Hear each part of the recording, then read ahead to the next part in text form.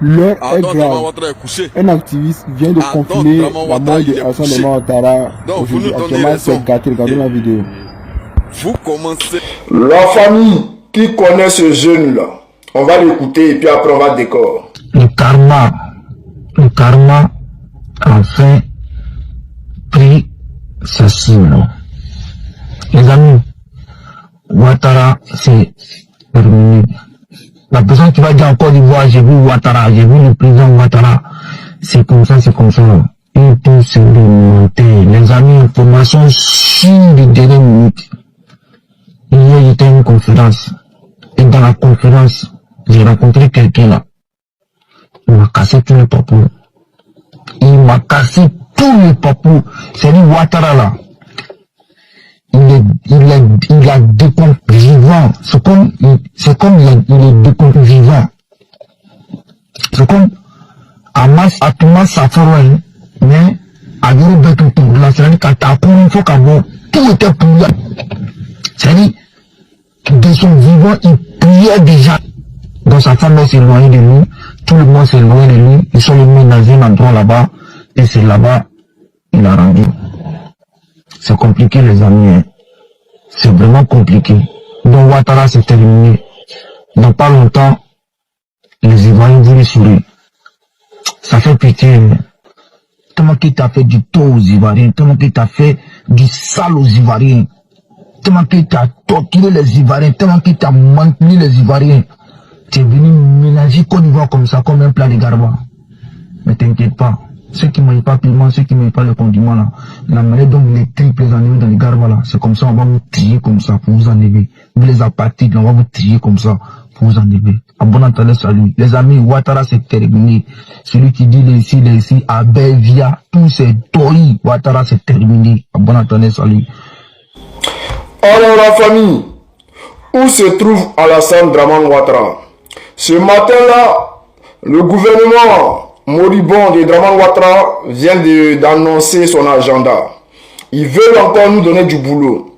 Mais un homme sage disait ceci: tant que vous allez tenir, moi aussi je vais tenir. Donc, tant que vous continuez le combat, moi également, je vais continuer le combat. Donc, c'est pour dire à ces personnes-là que tant qu'ils vont persister dans les histoires de IA, vidéos retouchées et tout, nous aussi, nous allons tenir, nous allons les tenir tête. Nous allons toujours continuer à démontrer que tout ce qu'ils sont en train de montrer là, c'est du fake, c'est du IA. Donc, hier, on a vu le président Assimi Goïta, quand les gens ont dit il a déjà, hier à la télévision nationale du Burkina Faso, tout le monde l'a vu. Tout le monde l'a vu faire la déclaration hier en direct de la télévision nationale du Burkina Faso hier. Il a fait sa déclaration en direct. Voilà. Donc, et puis les gens l'ont vu lorsqu'il allait saluer les malades là. On l'a vu en direct. Les gens, ceux qui étaient sur place là, ils l'ont vu. Il est rentré dans l'hôpital là. Les gens ont filmé tout.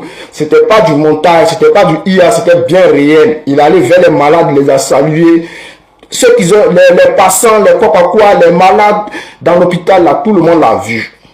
Et puis il a fait son live en direct. Donc, si vous pensez que ce que nous on dit là, c'est deuil là, hein, les gars, ne vous compliquez pas la tâche. Conseil des ministres là, mettez ça en direct. Voilà, faites ça en direct à la télévision nationale. Le peuple de Côte d'Ivoire va voir. Et puis le peuple de Côte d'Ivoire va dire, ah, le gars là, il est là. Hein. Ah, il est là. Et puis nous, on va sortir et dire, bon, les gars, le gars s'est rétabli. Ou bien le gars, en tout cas, maintenant, il va mieux. Ou bien le gars, en tout cas, il allait mieux. Donc, faites le live en direct. Nous, on va voir. On va voir quelque chose. Maintenant, c'est que le frère a dit, le jeune frère a dit, je ne sais pas si c'est une révélation il fait. Je ne sais pas s'il a... Bon, il dit c'est quelqu'un qui lui a donné l'information. Donc, allez-y vérifier l'information parce que nous, on a déjà une information à notre possession qu'on va vous donner très bientôt. Bon, quand ils ont dit que c'est le 1er mai, le monsieur va sortir pour faire son direct, on attend le 1er mai. Voilà, c'est dans 2 jours, donc on attend. Et puis on verra bien. Donc, tout ce que nous on peut dire ici, c'est que peuple de Côte d'Ivoire, restez calme, restez serein. Tant que le soldat de Gbagbo sera là, tant que tous mes camarades seront là, ils ne peuvent pas vous donner parce qu'on va toujours les démonter. Et je me demande, pour cette mascarade qu'ils sont en train de faire là, j'ai montré des anciennes vidéos, des vidéos IA, des photos IA là. Combien l'État de Côte d'Ivoire dépense pour organiser cette comédie là? Combien l'État de Côte d'Ivoire dépense pour organiser la comédie qu'ils sont en train de faire? Parce que je sais que ce sont les entreprises professionnelles qui viennent faire ce qu'ils sont en train de faire là. Oui, ce sont les entreprises professionnelles. Jusqu'à tellement qu'on les a poussés dans les derniers retranchements, ils ont fait appel à BFM. Maintenant, c'est BFM qui va faire maintenant les montages, les IAE, tout.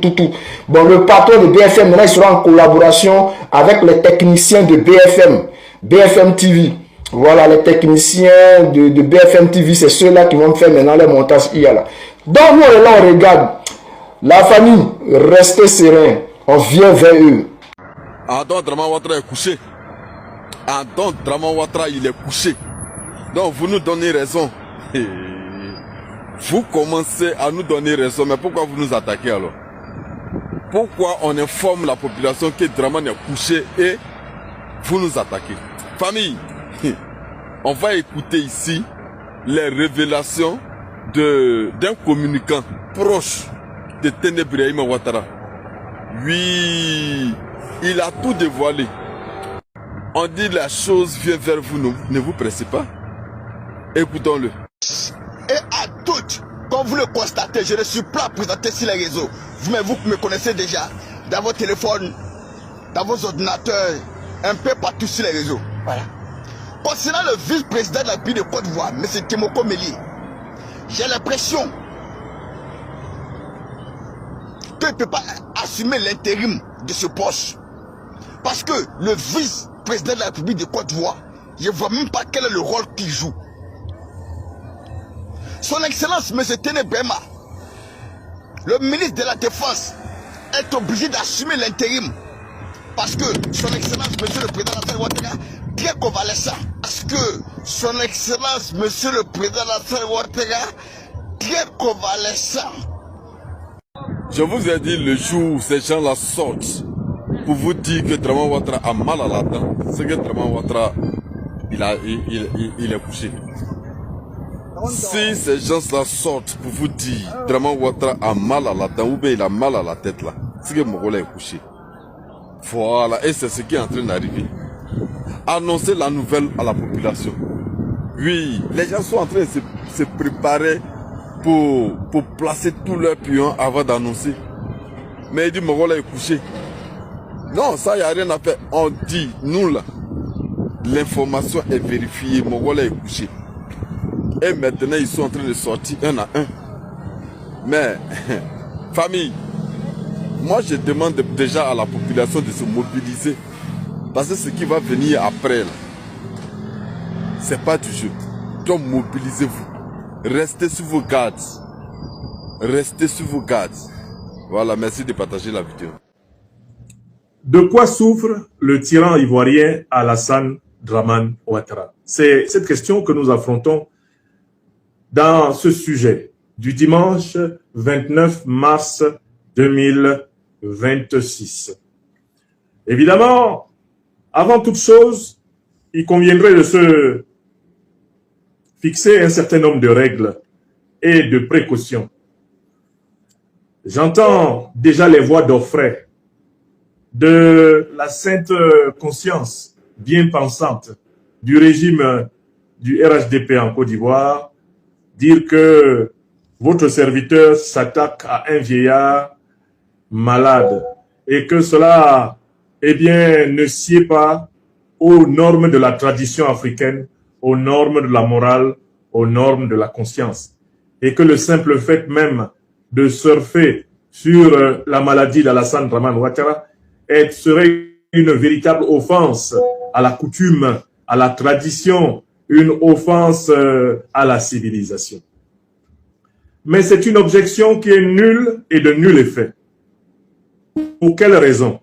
Premièrement, parce que la Constitution et les lois de la République de Côte d'Ivoire enjoignent au président de la République, ou du moins à celui qui en fait fonction, de faire preuve de transparence en ce qui concerne sa santé. L'une des conditions de l'exercice des fonctions de président de la République, c'est la pleine jouissance de ses facultés physiques et mentales. Et c'est une condition constitutionnelle. C'est-à-dire que l'opinion, les citoyens ont le droit d'exiger des dirigeants qu'ils soient transparents sur leur santé, car c'est l'une des conditions même de la possibilité d'exercer le pouvoir. Premier point. Voilà pourquoi nous allons parler de la santé de Ouattara, parce que c'est autorisé par la Constitution de la République de Côte d'Ivoire.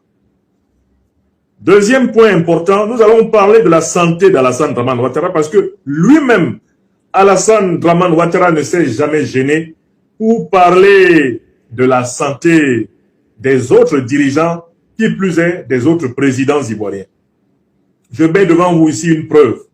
C'est un article du journal Le Monde, publié il y a environ 7 ans. Voilà l'article en question. On m'appelle le docteur des preuves. Voici l'article en question, dans lequel Alassane Dramane Ouattara s'est adonné à la présentation de l'état de santé qu'il attribue au président Laurent Gbagbo. Voici une réponse donnée par Ouattara. Nous avons eu en 2003 un accord à Marcoussis qui a permis de supprimer des dispositions qui empêchaient ceux qui ne sont pas de père et de mère ivoiriens d'être candidats, ce qui n'est pas mon cas. La deuxième chose, c'était la limite d'âge qui empêchait Henri Konan Bédié et Guillaume Soro d'être candidats. La troisième, c'était la visite médicale qui aurait pu empêcher Laurent Gbagbo, qui a des problèmes d'épilepsie, de l'être. J'ai refait la Constitution sur cette base, mais je vais revenir dessus après mon élection. Donc, c'est par la bouche d'Alassane Dramane Ouattara qu'on apprenait que l'ancien président de la République de Côte d'Ivoire, le président Laurent Gbagbo, souffrirait d'épilepsie. À partir du jour où, dans un quotidien français, M. Alassane Dramane Ouattara s'est permis de s'offrir à présenter le diagnostic de l'état de santé de l'ancien président de la République de Côte d'Ivoire, le président Laurent Gbagbo, Alassane Ouattara a donné la permission par là à tout le monde, sur toute la terre, puisque là, il s'est exprimé dans un journal français, le journal Le Monde, le voici. C'est dans le journal Le Monde, c'est en Mondovision, dans le journal Le Monde, publié à Paris, qu'Alassane Dramane Ouattara s'est étalé sur le supposé état de santé du président Laurent Gbagbo. Troisième raison pour laquelle on va parler de la santé d'Alassane Dramane Ouattara, c'est que Alassane Dramane Ouattara a commis plusieurs de ses équipes pour diaboliser ses principaux opposants politiques, dont notamment l'ancien Premier ministre, ancien président de l'Assemblée nationale, Guillaume Soro, au motif que celui-ci serait gravement malade et à l'article de la mort. Nul n'a manqué de voir toute la campagne médiatique menée ces derniers mois, ces dernières années, pour essayer de présenter le leader du mouvement Génération et Peuple Solidaire, Guillaume Kibafori Soro, comme étant un mourant, un moribond. Alassane Dramane Ouattara, d'ailleurs, dans son indiscrétion légendaire, s'en est répandu auprès de nombreux chefs d'État de la sous-région. Ah, le pauvre Guillaume, mais il est à l'article de la mort, mais ce garçon, je lui avais donné une position ici, il aurait dû rester. Oui, chou. Alassane Dramane Ouattara est le champion du dossier médical de ses adversaires et rivaux. C'est lui qui a ouvert la boîte de Pandore des commentaires sur la santé des dirigeants ivoiriens. Non seulement il a obligation de transparence, même sa propre constitution le lui exige, mais en plus c'est lui qui se permet de révéler ce qu'il considère comme les secrets médicaux de ses adversaires politiques pour les discréditer. Ça, c'est la deuxième raison. D'accord? Et maintenant, il y a une troisième raison pour laquelle on doit parler de l'état de santé d'Alassane Dramane Ouattara. Cette troisième raison, elle est simple, c'est qu'Alassane Ouattara est vraiment malade. Il est gravement malade et les Ivoiriens doivent s'intéresser à cela parce que l'état de santé d'Alassane Ouattara a un impact tout naturellement sur la vie, la sécurité, la paix et la tranquillité du peuple de Côte d'Ivoire. Maintenant, je vais donc entrer dans le sujet puisque je vous ai dit que c'est Alassane Ouattara lui-même qui nous a donné l'habitude de parler de l'état de santé des hommes politiques en Côte d'Ivoire. Donc, on va faire comme Ouattara, on va parler de lui. Et les militants du RHDP ne peuvent pas se plaindre. Hein? Les dirigeants du régime RHDP ne peuvent pas se plaindre. Je vous ai donné la preuve qu'Alassane Ouattara lui-même a inauguré le bal, n'est-ce pas? C'est lui qui a expliqué aux Français et au monde entier que le président Gbagbo serait souffrant d'épilepsie, n'est-ce pas? Du coup, on peut s'intéresser aux pathologies d'Alassane Ouattara. Mais, je voudrais encore, avant d'entrer dans le vif du dossier médical d'Alassane Ouattara, dire une chose. Mais écoutez, Alassane Ouattara, comme vous, comme moi, est un mortel. Vous, comme moi, un jour, nous finirons toujours par mourir. On meurt toujours de quelque chose. Certains meurent de vieillesse, certains meurent de maladie, certains meurent d'accidents. Il y a tellement de causes accidentelles de la mort. Mais toutes ces causes accidentelles ne sont pas plus importantes que la cause essentielle de la mort. Vous savez quelle est la cause essentielle de la mort? Mais c'est le fait que nous sommes nés un jour.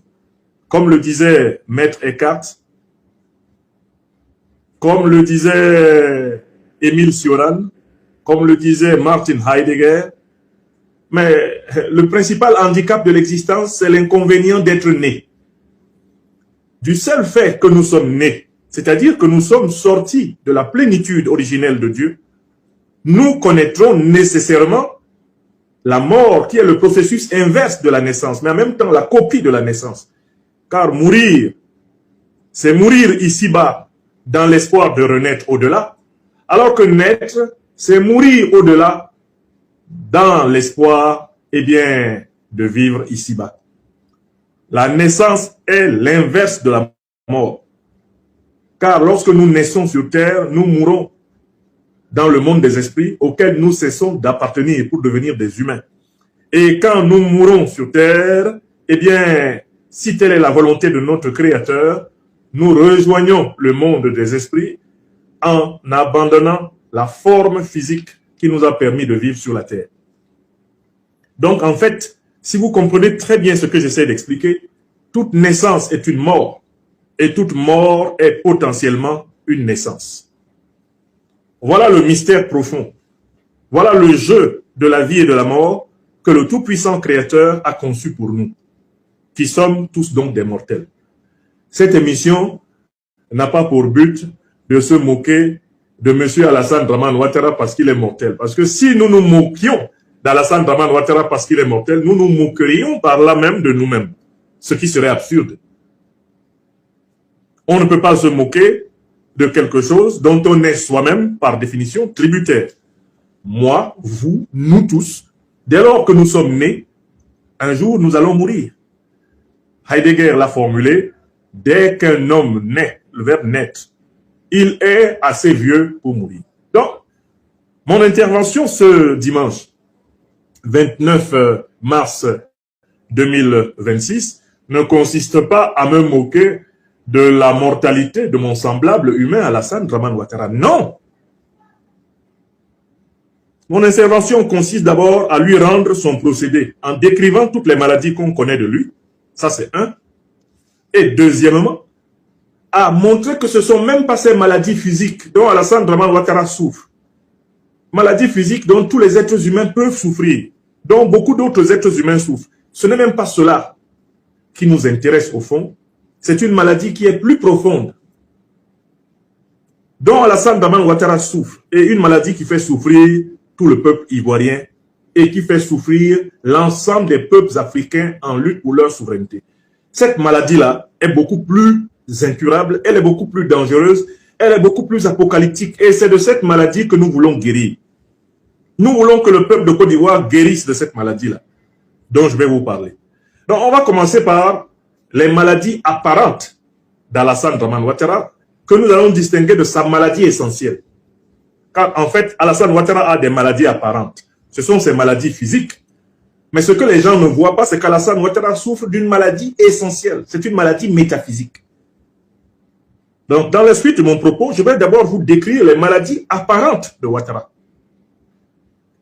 Après les maladies apparentes, nous allons donc passer à la maladie essentielle. Alors, les maladies apparentes d'Alassane Ouattara sont celles qui sont soignées par les médecins dans les hôpitaux français.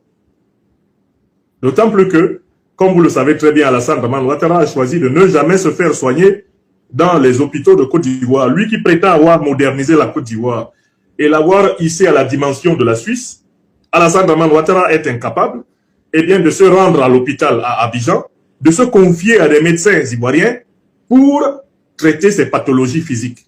Non pas qu'il manque en Côte d'Ivoire d'excellents médecins, non pas qu'il manque en Côte d'Ivoire d'excellents professeurs de médecine, non pas qu'il manque en Côte d'Ivoire d'excellents plateaux sur lesquels n'importe quel être humain peut être soigné. Non! C'est parce qu'Alassane Dramane Ouattara, qui se sait président par usurpation, président par violation constitutionnelle, par fraude électorale, président par guerre, président par razzia, président par corruption, Alassane Ouattara n'a aucune espèce de confiance. Non seulement dans le peuple de Côte d'Ivoire, qui ne l'a pas librement choisi, mais il n'a surtout pas confiance en des gens qui auraient le pouvoir de venger les nombreuses Ivoiriennes et Ivoiriens que sa politique criminelle a effacés de la terre, à savoir les médecins. Donc, Ouattara ne se soigne pas en Côte d'Ivoire, non pas simplement parce qu'il n'a pas doté la Côte d'Ivoire d'unité suffisante pour soigner le peuple, mais parce que lui-même, n'ayant pas confiance au peuple de Côte d'Ivoire et n'ayant pas la confiance du peuple de Côte d'Ivoire, a encore moins confiance aux médecins ivoiriens, qui ne sont pas moins compétents que les médecins maliens qui soignent les dirigeants maliens, que les médecins burkinabés qui soignent les dirigeants burkinabés, ou que les médecins nigériens qui soignent les dirigeants nigériens. La différence est là, c'est que les dirigeants maliens ont confiance aux médecins maliens, puisqu'ils ont confiance au peuple malien. Les dirigeants nigériens ont confiance au peuple nigérien et ils ont confiance aux médecins nigériens. Les dirigeants burkinabés ont confiance au peuple burkinabé, ils ont donc confiance aux médecins burkinabés. Alors que Alassane Dramane Ouattara est l'essentiel de la classe. L'oligarchie corrompue qu'il a installée à la tête de la Côte d'Ivoire n'ont aucune confiance aux médecins ivoiriens. Pourquoi? Parce qu'ils savent qu'ils n'ont pas la confiance du peuple ivoirien. C'est une mesure de protection, de sécurité qu'ils prennent au moindre mal de tête, au moindre mal de dents, au moindre trouble ophtalmique. Les voilà à Paris. Et tout particulièrement à l'hôpital américain. Donc, maintenant, nous allons examiner les deux sortes de maladies d'Alassane Dramane Ouattara. On va parler des maladies apparentes, les maladies physiques. Et enfin, on va traiter de la maladie, métaphysique, qui est une maladie plus grave et qui nous intéresse davantage que les maladies physiques de Ouattara. Alors, commençons par les maladies physiques, puisque c'est ce qu'on voit. Par sa démarche, que nous avons illustrée par la symbolique du point-virgule, Alassane Dramane Ouattara indique qu'il a un problème dans sa structure squelettique. Et ce problème se situe à l'une de ses hanches, qui souffre d'une sciatique aiguë, avec une sclérose des os de la hanche, de la jointure entre la jambe et le buste. Ça, tout le monde peut le voir. Il suffit de regarder Alassane Dramane Ouattara marcher, on sait qu'il est malade. Il souffre d'une sciatique sévère, avec des complications dans la structure osseuse de la hanche. Ce qui en fait, malheureusement, un boiteux. Je crois que personne ne peut contester ce diagnostic. Deuxième niveau, Alassane Dramane Ouattara souffre de maladies de l'hypertension, de l'hypotension, de maladies artérielles. Les maladies artérielles sévères. Et cela s'est aggravé quand dans les années 90, il a été frappé d'un accident vasculaire cérébral.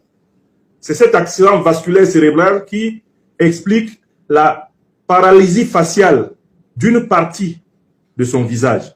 Quand vous regardez bien Alassane Dramane Ouattara, vous voyez qu'il a une partie de son visage qui, malheureusement, est paralysée. Et l'autre qui est normalement dynamique.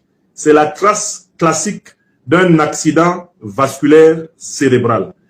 Les accidents vasculaires cérébraux s'accompagnent souvent d'une hémiplégie, c'est-à-dire d'une paralysie d'une partie du corps, notamment d'une partie du visage. L'une des séquelles des accidents vasculaires cérébraux, c'est cette paralysie d'une partie du visage. Alors, je suis en train de décrire ces choses-là, pas pour me moquer de lui. Hein. Je fais juste ce que lui, il a fait, n'est-ce pas?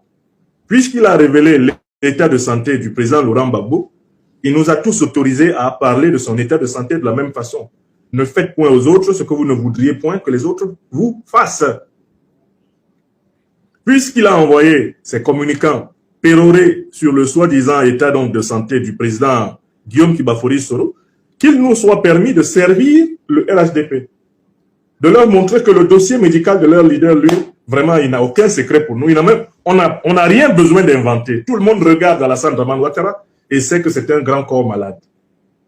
Donc, deuxième maladie incontestable.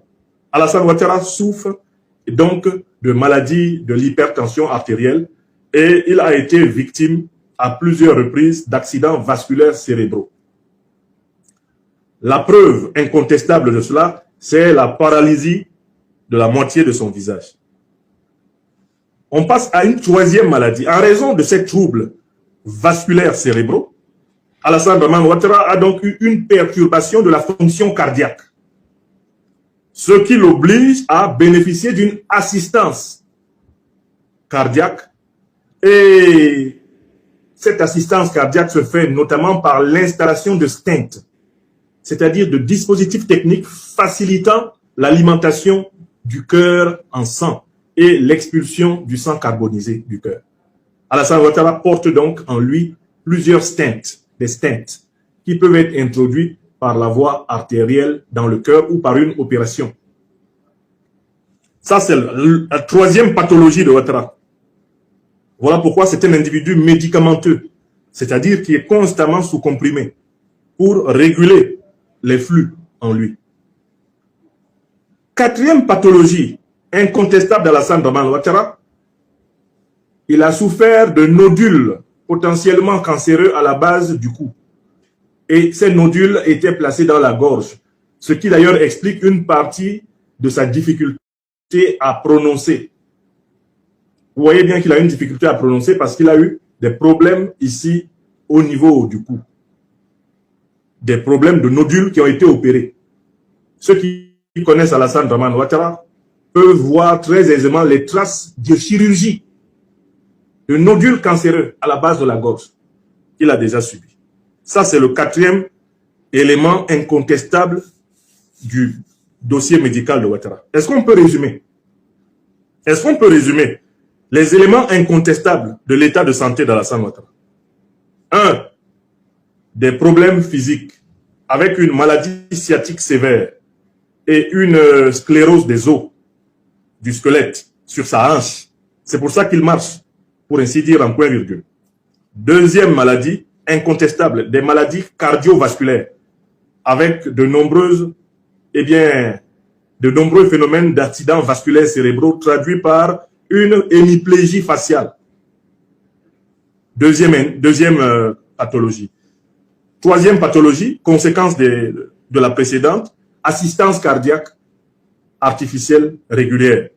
Et puis, quatrième pathologie, des menaces de cancer endocrinien, notamment à la base du cou, dont il a été souvent opéré, ici, là. Si vous regardez bien, vous allez voir les bistouris des docteurs. Ce ne sont pas les rides seulement qui sont là chez lui. Les docteurs sont allés chercher des calculs, des nodules cancéreux. Bon. Donc, incontestablement, Alassane Dramane Ouattara est un grand corps malade. On fait l'hypothèse qu'il y ait d'ailleurs, en plus de cela, des maladies du sang. Mais là, sur les maladies du sang, je n'ai pas de preuves flagrantes. En tant qu'observateur, je n'ai pas de preuves flagrantes. Il est possible qu'en plus, il souffre de maladies du sang. Alors, toutes ces maladies-là, dont je viens de parler, est-ce qu'elles peuvent arriver à tout le monde? Mais oui, bien sûr. Je veux bien que tout le monde comprenne dans quel esprit j'en parle. J'en parle pour que les Ivoiriens sachent que c'est un grand malade. C'est un grand corps malade qui est installé là-bas au palais présidentiel. Si Alassane Ouattara se respectait, comme la plupart des dictateurs du même âge que lui, comme Biya du Cameroun, par exemple, si Alassane Ouattara se respectait, il y a longtemps qu'il aurait pris sa retraite politique. À l'âge auquel il est parvenu, et vous savez que monsieur a un problème d'identité civile, puisqu'il a 3 actes de naissance pour la même vie. Donc Alassane Ouattara a au minimum pratiquement 90 ans maintenant. Donc cet homme-là devrait avoir pris sa retraite depuis au moins 20 ans, voire 30. Il devrait avoir pris sa retraite depuis au moins 20 ans. Mettons ne serait-ce que 15 ans. Il devrait avoir pris sa retraite politique afin de s'occuper de ses mémoires, de s'occuper de ses petits-enfants, de ses arrière-petits-enfants, et de se mettre à la disposition de la nation africaine éventuellement comme conseiller politique, comme sage. Mais la sagesse n'habite pas cet homme. Voilà pourquoi, à l'instar de tous les dictateurs africains de son espèce, issus du processus néocolonialiste français, il s'accroche au pouvoir. Donc, lui qui s'est précipité dans le journal français Le Monde pour étaler le supposé état de santé du président Laurent Gbagbo, déjà, comme on dit à Abidjan, il était encore 1000 fois plus malade que lui. Quand on compte les pathologies de Ouattara et qu'on regarde le président Laurent Gbagbo, est-ce que le président Laurent Gbagbo a même la moitié? Quand vous regardez le président Laurent Gbagbo, qui fait tout à fait son âge, il est né en 1945, il entre dans sa 81e année, si je ne m'abuse. Le président Gbagbo. Il fait son âge. Mais, est-ce que le président Gbagbo marche en point virgule? Il marche avec la lenteur d'un homme de son âge. Est-ce que le président Gbagbo a une paralysie faciale? Il n'a pas de paralysie faciale. Hein? Est-ce que vous êtes au courant d'un quelconque traitement du président Laurent Gbagbo pour une quelconque forme de cancer? Je n'en ai jamais entendu parler. Il a ses pathologies, comme tout le monde, comme moi j'ai les miennes, comme vous, vous avez les vôtres. Et vraiment, si Alassane Ouattara ne s'était pas étalé sur le prétendu état de santé de ses opposants, les présidents Gbagbo et Guillaume Kibafori Soro, mais nous aussi, on ne s'étalerait pas sur son état de santé. Alors, on fait seulement ça pour lui rendre son procédé, pour qu'il voit que on peut s'intéresser à sa santé. Mais en fait, quand même, l'état de santé d'Alassane Ouattara est suffisamment grave pour que pour cela même, il quitte la présidence de la République ivoirienne. Un homme qui est dans cet état ne doit pas gouverner un pays. Je me suis déjà plusieurs fois expliqué sur cette nécessité de la vacance du pouvoir dès lors que les capacités physiques et psychologiques de l'individu ne peuvent plus être mobilisées à plein temps pour l'État. Des gens comme Biya, des gens comme Ouattara ne devraient plus être à la tête d'un État. Si nous étions des sociétés africaines normales, ces gens-là devraient être à la retraite depuis très longtemps. Donc, quand nous parlons de leur état de santé, ce n'est pas pour se moquer de leur âge, de leur vieillesse, de leur maladie. Quand nous en parlons, c'est pour souligner leur irresponsabilité, leur